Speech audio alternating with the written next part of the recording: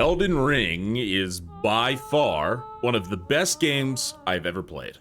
It has this ability to draw you in and present what is almost a masterpiece at each turn. It's incredible, and it's one of the first games that I've played in recent memory where the game was complete, content-wise, on release. FromSoft was able to take the layout of all of the Souls games in that you could do whatever the heck you want to reach the end game, and translated that immaculately to this open world skeleton.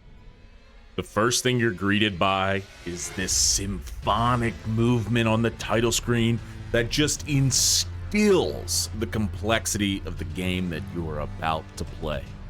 Video game music has come a very long way since the Donkey Kong rap, and I'm not saying that doesn't go hard, but it always feels like the Souls series always takes it to that next level. A small hint of Gwyn's theme into this crazy movement that you feel all the way down into your giblets.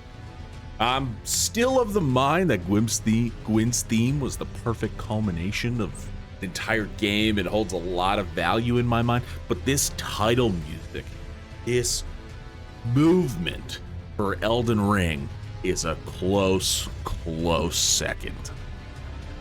Immediately, you feel the connection to every single game that has come before this one. You started off in this random, unknown land. Then you fight a boss that you're not supposed to beat. And then you find the tutorial, maybe you found the tutorial, in the cave, and you get these tips about how to play the game, teaching you how to lock on, how to dodge, and all of these other mechanics. Finally, you ascend the elevator to leave the crypt, and you are greeted with a stunning. An intro that likens so heavily to that of Dark Souls 2, with the entrance to Majula Oblongata. While throughout the entire game, you're being consistently reminded of escaping the undead asylum by fighting the new version, the Asylum Demon, in the form of the Erdtree avatar. Open world in front of you and things to explore and to see. There are these small hints about where you can find these hidden catacombs for these mini bosses shown to you by random statues emitting an eerie blue line from their hand. You can come across random NPCs who have enough story building around them to make you care and have your hearts crushed when you see their quest to the end. And finally, the taste of how strong you are to become with that tree sentinel just sitting there, tantalizing you. Or maybe you're just a god and shit on the tree sentinel right away. I don't know. The progress you make in this game is fast and slow, right? You feel as if you're making no progress at all, and then all of a sudden, your flask is healing at a +9. You've got 10 of them, and your HP bar is a quarter to half of the screen. 1 second, you're killing demi-humans and being pumped at the cheap cost of leveling up, and then you down a boss to receive 50,000 runes and think, shit, is that 2 or 3 levels? Hopefully 3. Time just kind of melts away and you lose yourself in the story. No matter where you're choosing to go, you feel the immense size of the game and how small you really are. The Erdtree stands ever present and is easily seen from any above ground area in the game, towering above you. When you finally stand next to it, you can see this is a massive contributing factor in the world just feeling so large. Bosses were satisfying to beat while presenting the right amount of challenge. I'm unsure how to really quantify it or put it into words, but the ability FromSoft has to make bosses that transform the industry because they're perceived as too difficult, while also letting the player achieve the most satisfaction when overcoming them, is brilliant. It's just brilliant. Learning the movesets, figuring out the openings, experiencing world-changing boss deaths, insane earth-shattering phase 2s, noticing subtle mechanics that meant a certain attack is coming. The whole experience is just a masterclass in how bosses can be difficult but rewarding. The rush of beating a boss is something that has not been changed at all since the start of Dark Souls. When I beat the gargoyles in Dark Souls 1, that was the most fulfilling boss fight I've ever had. and each time you feel this rush of elation when I see the words of victory on my screen.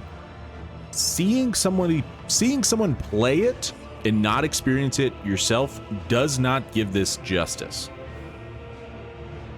Investing resources in building your character how you feel is the right way to build, and one that would yield the most fun is a very vital part of the Soul series. Do you want to play something meta? Do you want to sling spells, dual wield giant swords, be quick with daggers, a master of status effects, or just throw some pots or some shit? You could really do all of that in Elden Ring without being locked into any one thing. The game progresses and you unlock the materials to level up your weapons and summons from the main hub, while also unlocking the ability to totally redo all of your stats however you want. This freedom really lets you get creative with the builds and play, again, whatever you want. It feels like with this title, FromSoft really wanted to invest the most things in the game to make it easier on people while also letting them have the most freedom.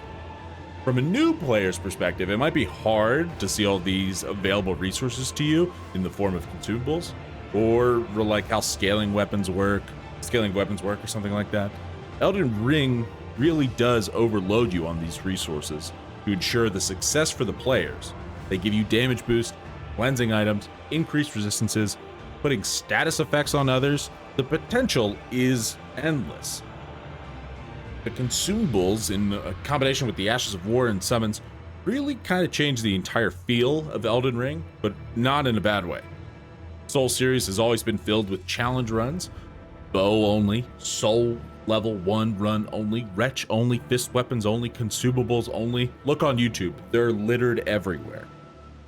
Players love enforcing a rule set upon themselves for the game. FromSoft has baked this into the game by letting you choose how you want to play. Do you think the summons are too strong? Don't use them. Certain Ashes of War too good? Don't use them.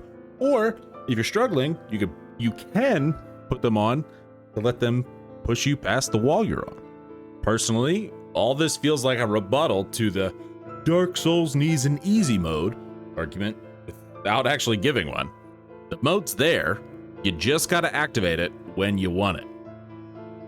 There is an argument that with all of these new mechanics, people are not getting the same experience with each boss fight that you would have in the older games. There is some validity there, but as a dagger-wielding, dex-building psychopath in Dark Souls 1, I'm kind of unsure if I agree with that, because somebody who built Giant Dad had a very different experience than I. In a game like Sekiro, that is for sure the case, though, right? You have one weapon to use the entire game, well, kind of two, and you have to learn when you gotta parry and damage the enemy's stamina bar. This connection to beating the harder bosses and having similar experiences does bring the community together in some parts, but then it became a way to discredit people from playing the games. FromSoft put all of these things in here. Use them if you want, and have fun. It is a video game. Have some fun. Not to pull away from Sekiro, though, as that game is fantastic. You should definitely play it, and it still might be my favorite FromSoft game. I'm not gonna pretend that it was all sunshine and rainbows, though. The PC port did struggle, and that's where a lot of my issues lay within the game. There was random stuttering that kind of pulled you out and broke and shattered this immersive world.